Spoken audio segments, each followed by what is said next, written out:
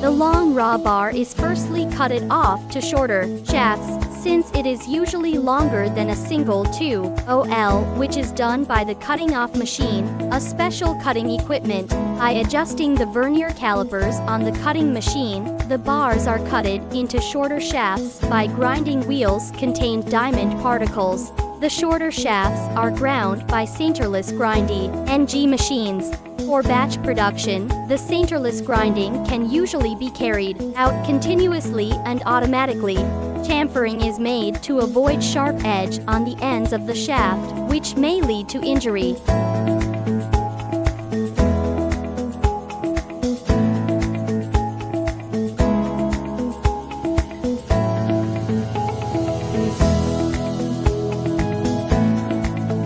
The operator first virtually grinds the bar on a CNC machine.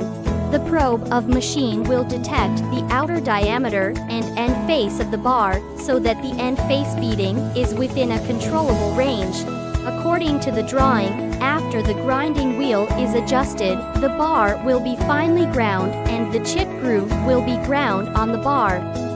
During the process, the cooling oil is continuously sprayed, which can effectively cools the tool material and removes the resulting chips.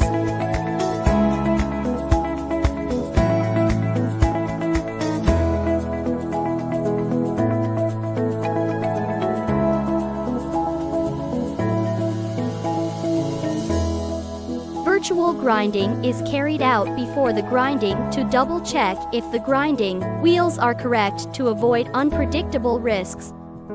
When the processing starts, the probe of the multi-axis grinding machine will detect the outer diameter and end face of the shaft to ensure the radial and axial runout. Grooves are the first part to be ground out.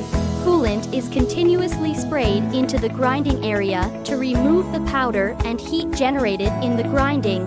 The bottom edges and relief areas are machined during the following grinding steps.